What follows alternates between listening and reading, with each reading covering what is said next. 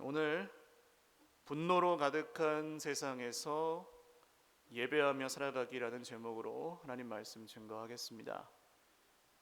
얼마 전에 평창 동계올림픽이 성황리에 마쳤습니다.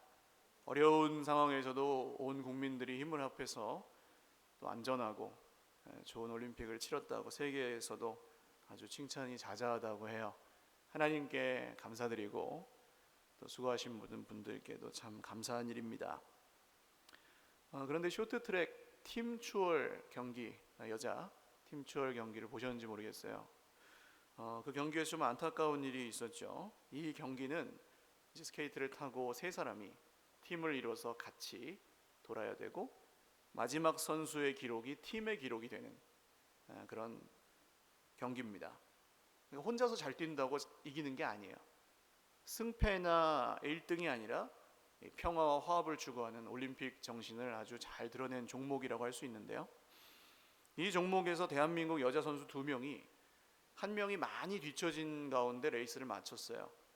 그럴 수가 없는 건데 그렇게 해서 소용도 없고 당연히 논란이 되었고 그 이후에 인터뷰 내용도 보이는 모습도 그리 좋지 않아서 온 국민의 공분을 사게 되었습니다.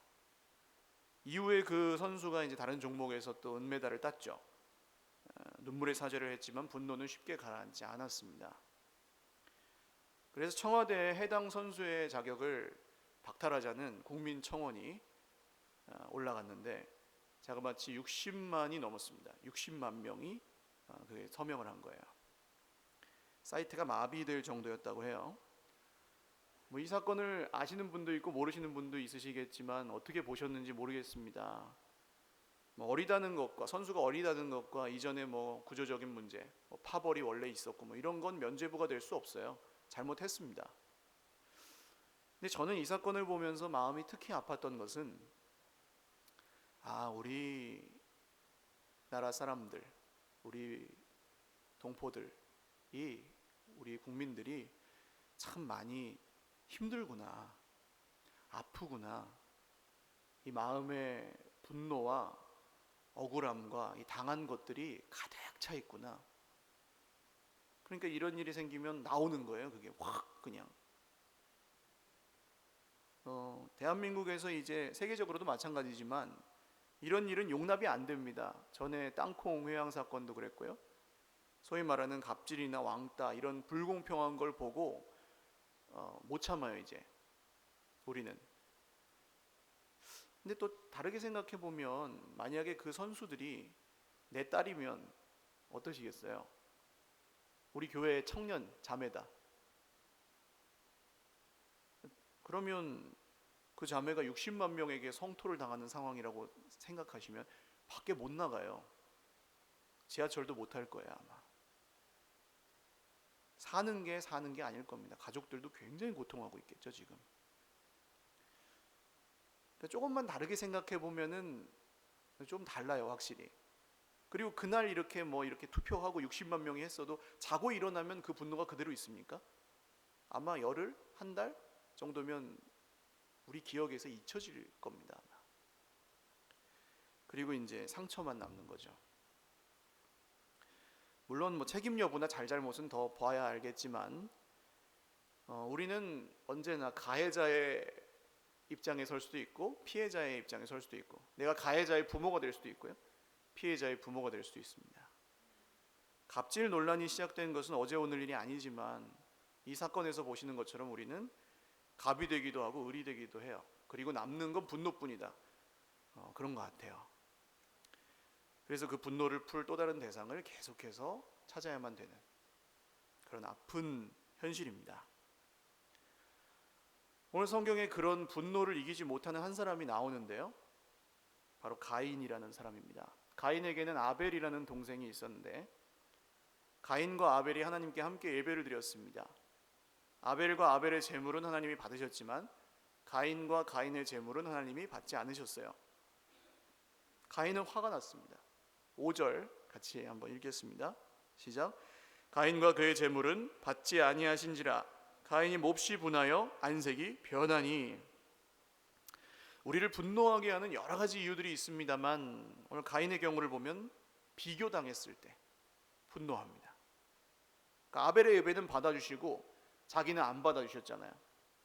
그게 섭섭하고 화가 난 거죠. 그런데 이유가 있습니다. 아벨의 삶과 가인의 삶이 달랐어요. 하나님 보시기에. 7절 말씀을 같이 또 읽겠습니다. 시작. 내가 선을 행하면 어찌 낯을 들지 못하겠느냐. 선을 행하지 아니하면 죄가 문에 엎드려 있느니라. 죄가 너를 원하나 너는 죄를 다스릴지니라. 아멘. 가인은 선을 행하지 않았습니다. 하나님 보시기에. 그래서 하나님은 선하시기 때문에 죄를 범한 자기 백성을 그냥 내버려 두실 수가 없죠. 그래서 예배를 받아주시지 않았어요. 그렇지만 이렇게 가인처럼 그 일에 대한 책임이 자기에게 있어도 망신당하고 비교당하기는 싫다는 거죠. 왜 그렇습니까? 아담과 하와가 선악을 알게 하는 나무의 열매를 먹었을 때 그 나무와 그 열매는 어땠어요? 보암직도 하고 먹음직도 하고 지혜롭게 할 만큼 탐스럽기도 한 나무인지라. 그래서 먹었습니다. 근데 무엇보다요? 다른 나무들보다겠죠. 비교한 겁니다. 비교. 먹으라고 주신 모든 다른 나무는 그냥 내버려 두고 그 나무들보다 안 주신 그게 더 좋아 보이는 거예요. 그러니까 비교와 계산과 이런 판단의 역사가 사실은 선악과를 먹기 전에 그 나무에 대한 욕심이 생겼을 때부터 시작이 된 거죠. 이 사건 이전에는 비교라는 개념 자체가 없습니다. 하나님은 뭐 해달별을 만드시고 야 해는 참 밝은데 달은 왜 이렇게 캄캄해 어두워 이렇게 하지 않으세요. 남자와 여자를 만드시고 남자는 이런 게 좋고 여자는 뭐 이런 게 좋고 뭐 이렇게 비교하지 않으세요. 한마디로 하십니다. 보시기에 좋았더라. 할렐루야.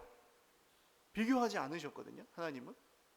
근데 사람이 비교를 만들어냈어요. 비교. 당하고 비교하고 판단당하고 판단하고. 그리고 오늘 하나님이 가인과 아벨을 다르게 대하시는 건 비교가 아닙니다. 차별이 아니에요. 오히려 가인이 하나님을 무시하고 죄를 범한 결과예요. 그런데도 가인은 억울하다는 겁니다.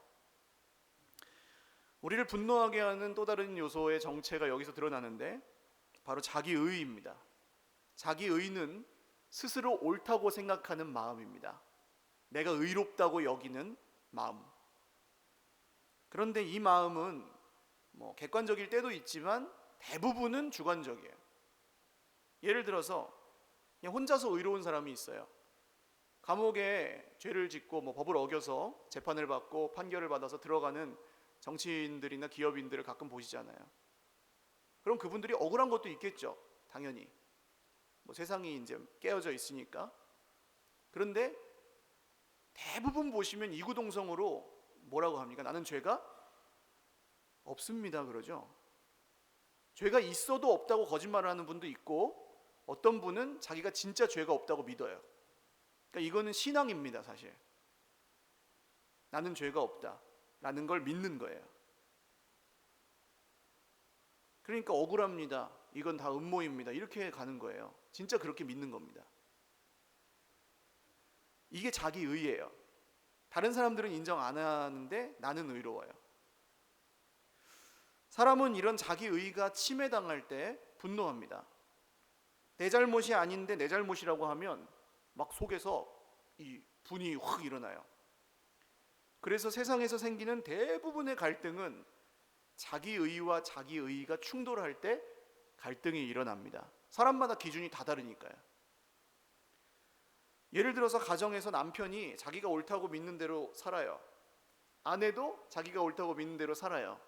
둘 다 잘못이 없는데 이게 두 개가 부딪히면 어떻게 됩니까? 부부싸움이 일어납니다. 근데 이 부부싸움이 해결이 되지 않는 이유는 뭡니까? 잘못한 사람이 없기 때문이거든요.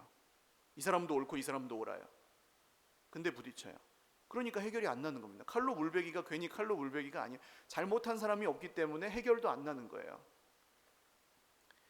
이 문제가 얼마나 심각하냐 하면 뭐 그냥 성질이 좀 더러운 사람이 화를 내는 거다 이렇게 넘어갈 수가 없는 게 오늘 말씀을 보시면 그 심각성이 드러납니다. 8절 같이 읽겠습니다. 시작. 가인이 그의 아우 아벨에게 말하고 그들이 들에 있을 때에 가인이 그의 아우 아벨을 쳐 죽이니라. 가인이 갑자기, 우리가 보기엔 갑자기죠, 뜬금없이 아벨을 들에 데리고 가서 쳐 죽입니다. 아벨이 누구예요? 가인한테는 친동생이에요. 아니 아무리 잘못해도 친동생을 형이 어떻게 죽여요? 말도 안 되는 일이잖아요. 또 아벨이 잘못한 게 있습니까? 지금 가인에게 피해를 준 게 있어요? 조금이라도? 없습니다. 여러분 야곱과 에서 아시죠? 야곱은 형의 거를 뺏었어요, 속여가지고. 그러니까 에서가 미워하고 죽이는 거 이해가 가요, 우리가 보면. 근데 이거는 이해가 안 가잖아요. 아벨이 죄가 있다면 가인 옆에서 예배드린 죄밖에 없어요. 차라리 따로 드렸으면은 죽이지는 않았을지도 몰라요. 근데 옆에서 드리는데 얘는 받아주고 나는 안 받아주니까 화는 여기다 푸는 거예요, 가인이. 근데 이 가인이 지금 이렇게 하는 게 정상입니까? 비정상입니까? 비정상이죠. 동의하시죠? 미친 사람이라고 보이실 거예요. 아니 뭘 그랬다고 동생을 죽여? 라고 보실 거예요. 그런데 잘 보시면 이런 일은 우리 인생에도 아주 비일비재하게 일어납니다. 아까 부부싸움 이야기를 드렸는데요, 부부가 다투어서 마음이 안 좋아지고 분노가 쌓이면요, 그 분노가 화살이 되어서 어디로 갈까요? 집에서는 자녀들에게 갑니다. 이상하게 자녀가 잘못한 게 아닌데 자녀는 그냥 늘 잘못해요. 자기 하고 싶은 대로 하는 거니까. 근데 평소 같으면 얘야 그렇게 하지 마라 할 것도, 부부가 다투거나 뭐 밖에서 좀 안 좋은 일이 있거나 그러면 이야 하고 나간다니까요. 얘는 그럼 이제 뭐 왜 그래 엄마 이러는 거죠. 그 상처는 이제 계속 돌아다닙니다. 아빠가 큰아이에게 소리를 지르면 큰아이는 누구한테 소리를 지를까요? 동생한테 소리를 지릅니다. 부끄럽지만 이건 경험담입니다. 여러분 집에서 애들한테 소리를 지르시면 안 되더라고요. 한 3일만 그래도 다 배워요. 애들이 이상해져요. 회개합니다. 부모가 자식을 이유 없이 막 과도하게 때리기 시작하면 그 아이는 이제, 그렇게 자란 아이는 나가서 누굴 때려요? 친구들을 때립니다. 이유도 없이.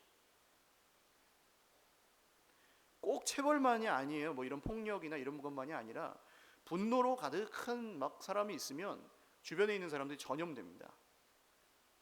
그냥 태도나 말하는 기색이나 이런 데 다 막 이렇게 풀풀 풍기고 묻어나니까 주변에 있는 사람들은 막 눈치 보면서 자기가 왜 죽는지도 모르고 죽어가요. 이런 일이 수많은 가정들에서 일어나고요, 수많은 직장에서도 일어나고요, 사실은 교회 안에서도 일어날 수 있는 일이에요. 그리고 더 심각한 문제는 그런 상태에서 스스로 헤어나올 수 있는 방법이 없다는 겁니다.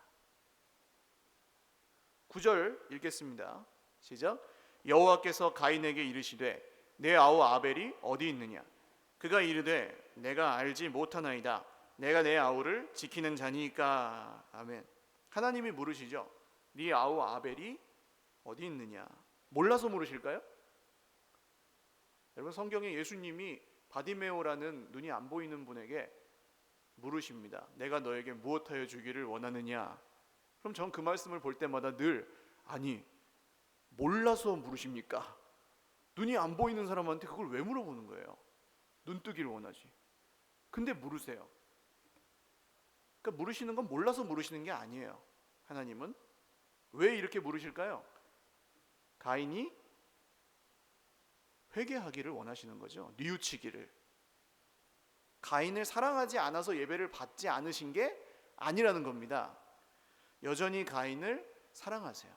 죄를 짓기 전에도, 죄를 지은 다음에도. 그런데 가인의 마음이 달라요. 내가 잘못한 게 없어요. 그리고 거짓말을 합니다. 모른다고.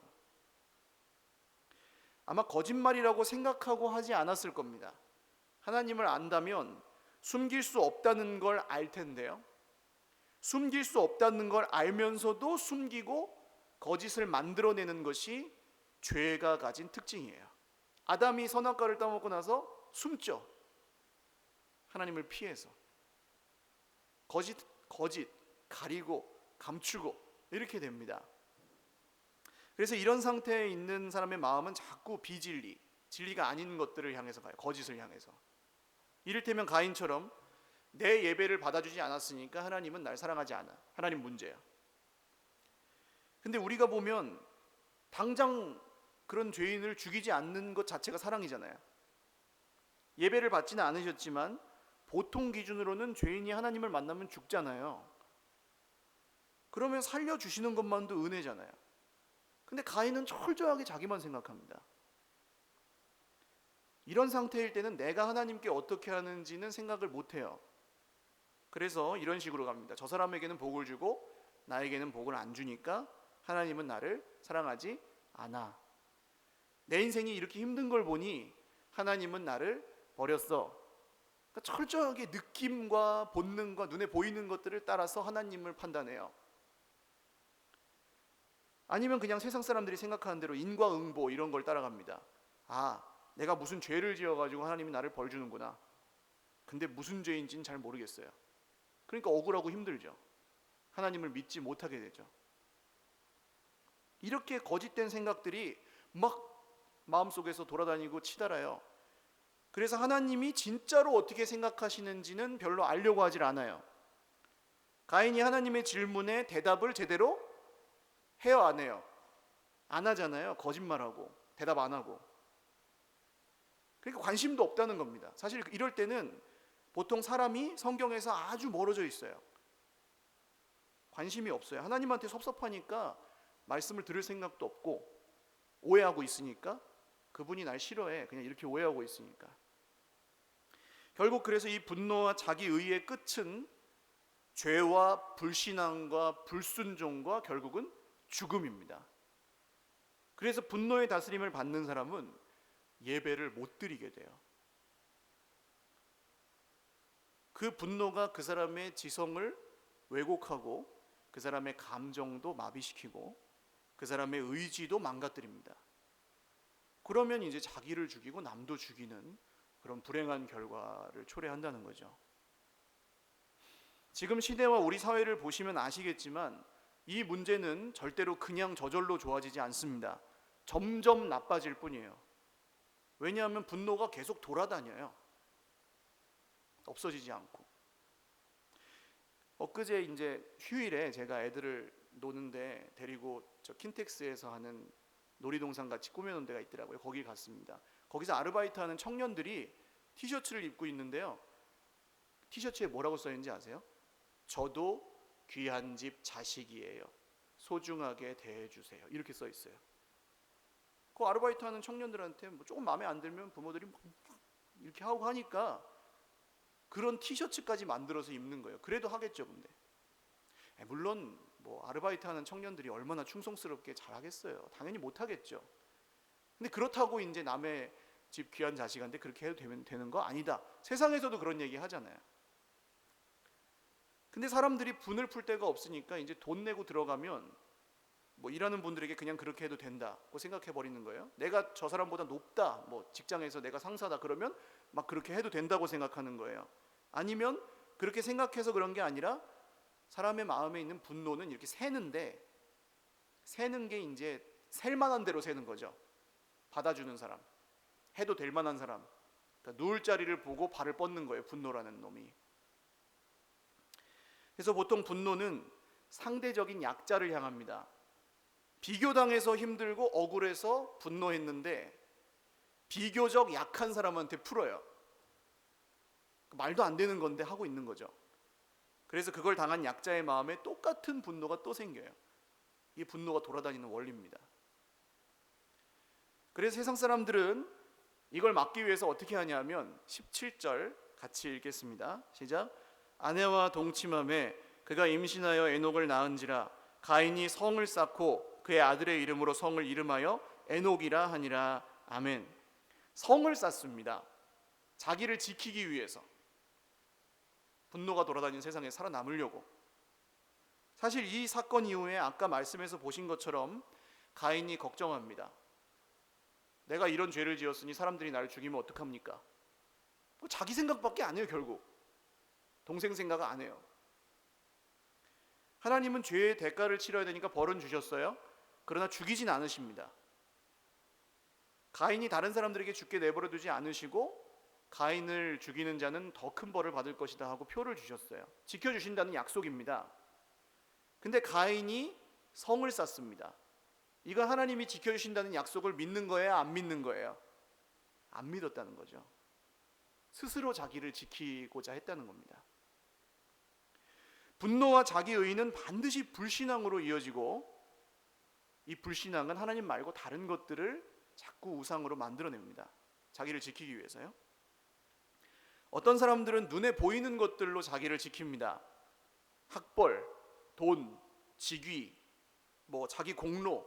그러니까 내가 이런 사람이야. 그러니까 건들지 마. 이렇게. 혹은 눈에 보이지 않는 것들로 지키려고 해요. 저 사람 때문에 이렇게 됐어. 그러니까 내 잘못 아니야. 돈이 없어서 이렇게 됐지 나는 잘못 없어. 환경이 이래서 그렇지, 나라가 이 꼴이라서 그렇지 나는 잘못한 거 없어. 이런 걸 자꾸 만들어내는 거예요. 사실이긴 해요. 세상이 망가져 있어서 우리가 당하고 망가지고 같이 그렇게 되긴 하는데, 그렇게 생각하고 살 때 문제는 뭐냐? 자꾸 분노가 쌓인다는 거죠. 그 문제, 사람, 돈, 나라, 심지어는 교회, 그게 어디까지 가겠습니까? 하나님 때문이야. 저 사람을 만나게 하신 하나님 때문이야. 그래서 그 원망과 불평과 분노가 하나님을 향하게 되고 결국 예배하지 못하게 되는.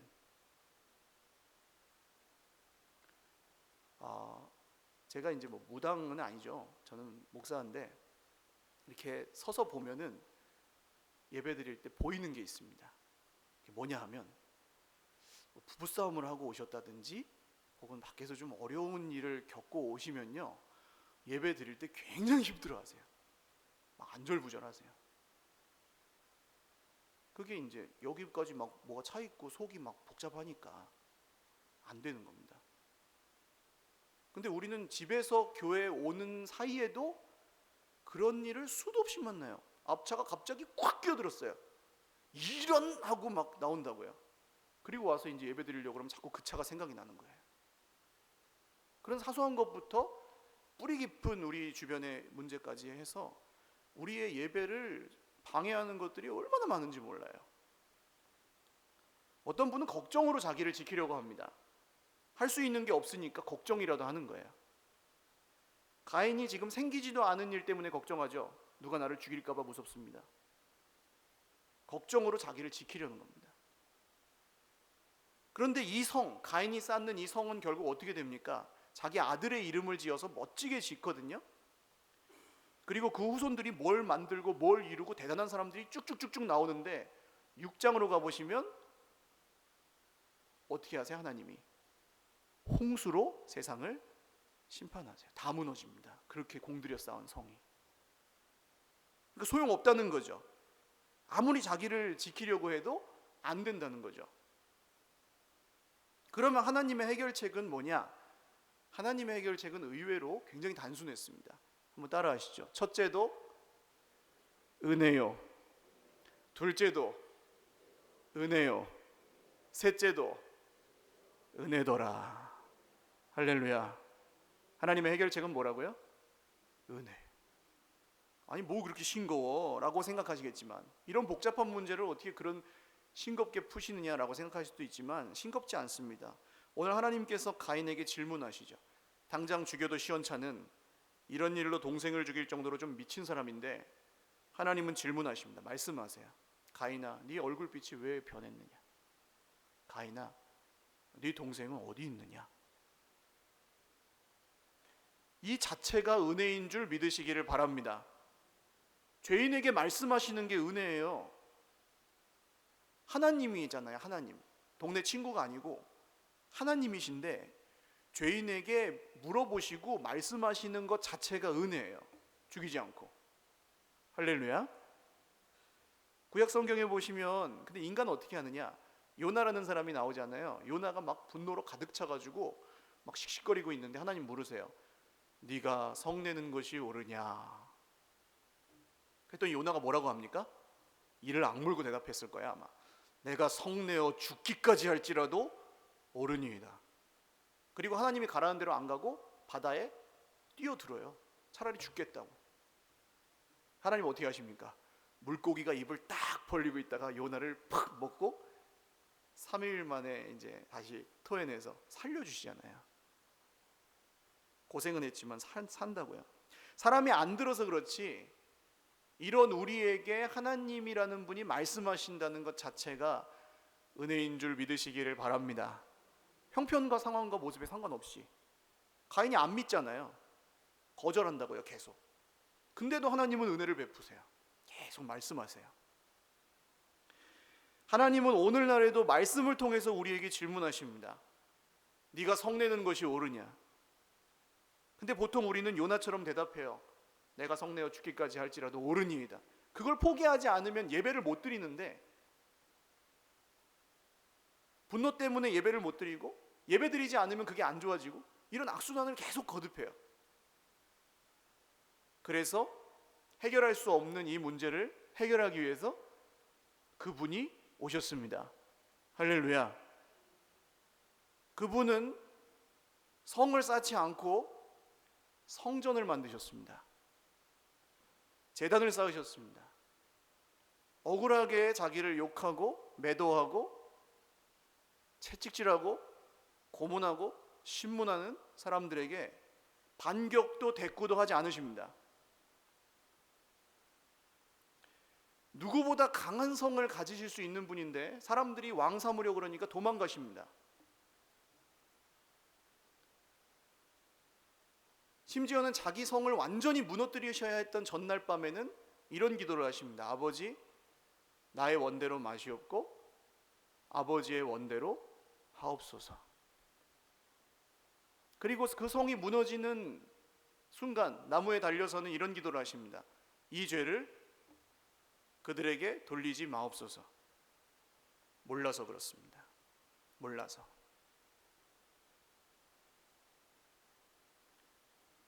자기 의에 빠진 사람들이 그분에게 분노를 막 쏟아냈습니다. 어떤 사람은 자기가 왜 화내는지도 모르고 쏟아냈을 거예요. 옆에 사람이 하니까 그냥. 그래서 가인이 아벨을 죽인 것처럼 아무 잘못도 하지 않은 그분을 죽였습니다. 그분은 억울하다고 말씀하지 않으셨습니다. 단 한 번도.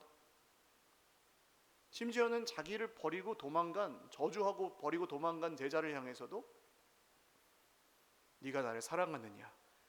말도 안 되는 질문을 하세요. 여러분, 우리가 믿는 분이 이런 분입니다. 그래서 이분을 따라가야 돼요. 자기의 성을 무너뜨리셔서 세상을 구원하신 분, 그리고 3일 만에 다시 하나님을 예배하는 성전을 일으키신 분. 우린 살아가면서 가인이 되기도 하고 아벨이 되기도 합니다. 늘 아벨의 입장에 처하실 때가 많겠지만 그 당한 거는 어디론가 또 흘러가요. 갑일 때도 있고 을일 때도 있어요. 그래서 을이 갑에게 을지를 하기도 하잖아요. 저마다 이유가 다 있고 틀린 사람은 없습니다. 서로에게 틀렸다고 할 뿐이죠, 그냥. 그리고 다 힘들고. 근데 이렇게 생각해 보세요. 병원에 가면 이 죽을 병에 걸린 사람에게 너 건강관리를 잘 못해가지고 그렇게 됐잖아. 그러니까 평소에 잘하지 그랬어. 그런 사람이 있을까요? 그렇게 하는 사람이 있어요? 그 인간도 아니죠, 그거는. 그런 거예요. 이 분노 때문에 우리가 죽어가고 있고, 그게 이유가 아무리 합당해도 똑같이 네가 그렇게 살면은 계속 그럴 거야, 이렇게 할 수 없다고요. 그러면 안 된다고요. 예수님이 보여주신 게 그거 아닙니까? 우리가 그런 분노 때문에 정말 이렇게 죽어가고 있고 아무리 스스로를 지키려고 뭘 쌓아도 안 된다, 그걸 인정한다면 우리가 서로에게 어떻게 해야 될지는 이제 명백한 거죠. 분노 조절 장애라는 게 있습니다. 분노 조절 안 된다. 이거 아마 경험해 보신 분도 있지 않을까 싶어요. 어느 정도 이 좀 임계점을 넘어가면 사람이 진짜 안 될 때가 있어요. 근데 전에 TV에서 제가 언제 한번 드렸던 말씀인데, TV에서 그런 프로가 나왔었는데, 이 운전할 때, 특히 남성들은 앞에 누가 콱 끼어들면 그냥 이런 막 하고 바로 나오잖아요. 이게 왜 그런지 아십니까? 남성들에게는 이 차가 자기의 성이에요, 성. 그래서 그 안에서는 이게 풀리는 거예요, 긴장이. 이게 심해지면 다른 사람이 있을 때도 그러고. 어쨌든 그래가지고 막 따라갔습니다. 붕 하고 막 따라가고 막 레이스가 펼쳐졌는데 어떻게 해도 안 되죠. 당연히 그러려고 그런 것도 아닐 거고. 그러니까 결국 이제 앞에 끽 섰어요. 안 되겠다. 내려서 싸워야 되겠다 하고 뒤차로 씩씩거리면서 가가지고 딱 창문을 딱 내렸는데, 뒤차에 있는 사람이 이종 격투기 선수였던 거예요. 등치가 이만해요. 너 내려! 했는데 잘못했습니다. 그리고 막 이제 도망가니까 이종 격투기 선수가 내려가지고 탁 잡았어요. 선생님, 제가 이런 사람이 아니었으면 어떻게 하시려고 그랬습니까? 싸웠겠죠. 근데 왜 그냥 가십니까? 죄송합니다. 그리고 나서 그 밑에 한 줄 자막이 딱 나와요. 분노 조절 장애. 자기보다 강한 사람을 만나면 잘 조절된다. 여러분, 우리의 분노는 우리보다 강한 분을 만나야 조절이 될 겁니다. 우리보다 의로우신 분을 만나야 풀릴 겁니다. 할렐루야. 그분이 오늘 우리가 믿는 분입니다. 같이 찬양하고 기도하겠습니다. 이 말씀을 우리가 모르는 바가 아니지만 당할 때도 힘들고 그런 세상 속에서 살아가는 건 쉽지 않은 일이에요. 먼저 우리의 상한 마음을 주님 앞에 올려드리며 찬양하겠습니다.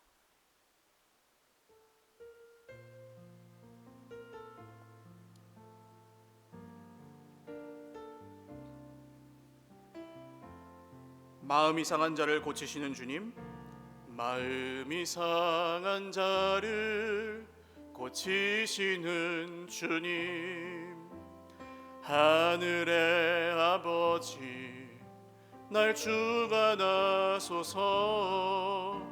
주의 길로 인도하사 자유케 하소서. 새 일을 행하사 분케 하소서. 의에 줄이고 목이 마르니 성령의 기름 부소서. 의에 줄이고 목이 마르니 내 잔을 채워 주소서. 성령으로 채우사, 성령으로 채우사 주보게 하소서. 주의 임재 속에 은혜 알게 하소서.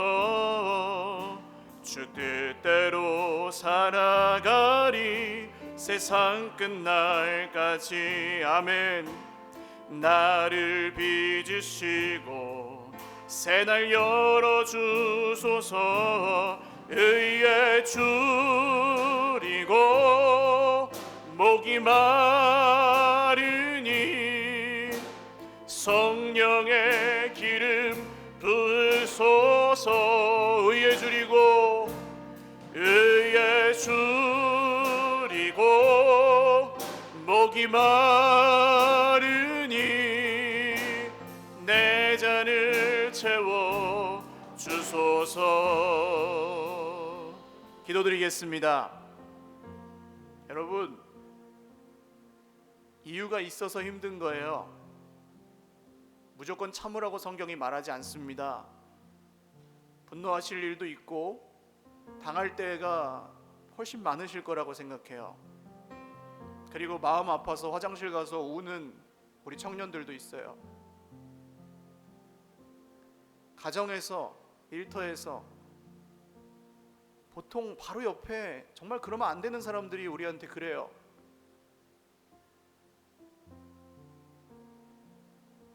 오늘 먼저 하나님의 위로하심을 구했으면 좋겠습니다. 하나님, 우리보다 의로우신 하나님이, 사람의 모든 의를 뛰어넘는 하나님의 의가 우리에게 허락하신 예수님의 의이니 오늘 우리가 그 복음의 말씀으로 위로받게 하시고 하늘의 위로와 소망을 얻게 하여 주시옵소서. 먼저 기도하겠습니다. 하나님 아버지, 세상 가운데 당하고 때로는 갑의 위치에서, 때로는 을의 위치에서, 때로는 가인의 자리에서, 때로는 아벨의 자리에서 상처를 주고받는, 분노에 사로잡혀 있는 이 세상 속에서 정말 힘들고 어려운 우리 형제 자매들을 위로하여 주시기를 원합니다. 하나님, 이런 거 하나만 마음에 티끌만한 점만 생겨도 하나님 예배하기가 너무 어렵고 기도도 안 나오고, 하나님 이것이 우리의 짐이 되어서 다른 사람에게 쏟아지고 또 그 분노가 돌아다니는 이런 악순환, 예배하지 못하기 때문에 좋아지지 않는 그런 악순환을 거듭하고 있었는데 그 악순환을 끊으신 분이 주님이십니다. 주님, 자유케 하시고 위로하여 주시고 오늘 예배 가운데, 말씀 가운데 우리의 모든 성이 무너지고 아버지 하나님께서 주시는 정말 예배하는 성전이 세워질 수 있도록 주여 십자가와 부활의 은혜를 우리에게 허락하여 주시옵소서. 한 번 더 기도하겠습니다. 아마 오늘 말씀을 들으시면서 느끼셨을 겁니다. 돌아가신 아버지가 저금해 놓으신 통장을 발견하는 느낌이에요. 아, 이 얘기가 내 얘기였구나. 하나님 말씀이 어떤 믿음 좋은 사람들의 얘기가 아니라 평범하게 힘들고 평범하게 고통하는, 평범하게 걱정하고 평범하게 살아가는 바로 내 얘기였구나. 이런 걸 느끼시면 위로를 받지 않을 수가 없습니다. 그게 하나님이 말씀하시는 겁니다. 가인이나 요나처럼 대답하지 않고 오늘 하나님, 제 얘기군요. 제가 쌓는 성이 다 무너지게 하시고 하나님을 예배하는 성전이 지어지게 하여 주시옵소서. 예배하지 않으면 좋아질 수가 없는데 화가 나서 예배를 못 드리는 그런 악순환 속에 늘 있습니다. 긍휼히 여겨주셔서 은혜를 베풀어 주셔서 예배할 수 있게 하여 주시옵소서. 십자가와 부활의 은혜를 허락하여 주시옵소서. 기도하겠습니다. 하나님 아버지, 오늘 주님을 닮아 우리의 성을 무너뜨릴 수 있게 하여 주십시오. 가인처럼 끝도 없이 성을 쌓아봤자 홍수가 오면 무너질 것입니다. 주님, 나를 지키려고 하는 애쓰는 모든 시도가 말씀하시는 하나님 앞에서 무너지게 하여 주시고 성전이 지어지게 하여 주시옵소서. 이제는 하나님을 예배하는 예배의 처소가 되게 하여 주시옵소서. 하나님을 신뢰하는 하나님의 사람들이 되게 하여 주시옵소서. 그렇게 살게 하여 주시고 그렇게 예배하게 하여 주시옵소서.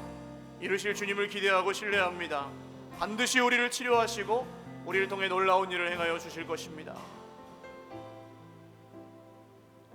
마지막 기도하실 때에는 가정이나 일터나 친척 이웃들과의 관계나 또 교회 안에서 이런 문제로 고통하셨던 분들 가슴에 한번 손을 얹고 기도하겠습니다. 하나님, 지금까지 저는 피해자라고만 생각했는데 그것 때문에 가해자가 되기도 하고 때로는 원수 맺고 풀지 않기도 하고 참 근데 쉽지는 않습니다. 하나님, 일단 남들은 어떤지 몰라도 나는 정말 어렵습니다. 도와주십시오.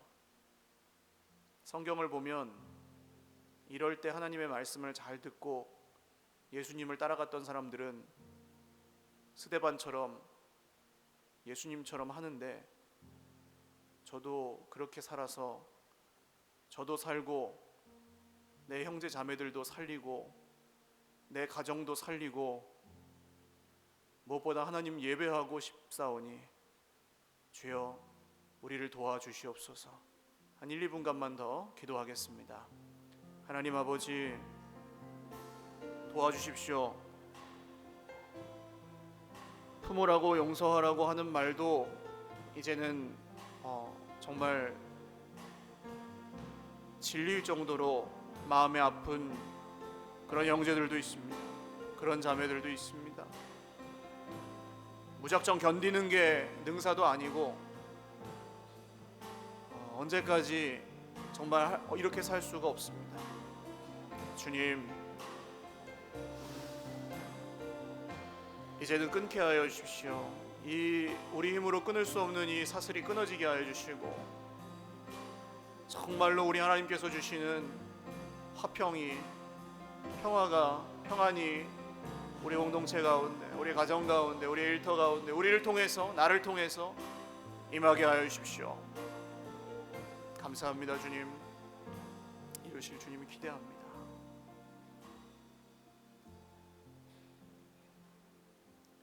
하나님 아버지, 분노로 가득 차 있다고밖에 표현할 수 없는, 그리고 그게 점점 더 심해지는 세상 속에서 예배하기 너무 어렵습니다. 사랑하기도 너무 어렵습니다. 다른 사람은 어떨지 모르지만 내가 이런 아벨처럼 당하게 될 때가 참 많고, 당한 것 때문에 때로는 가인이 되어서 다른 아벨들에게 풀기도 합니다. 알면서도 그걸 멈출 수가 없고 결국 나는 살아야 되겠으니 가인처럼 성을 쌓고 있습니다.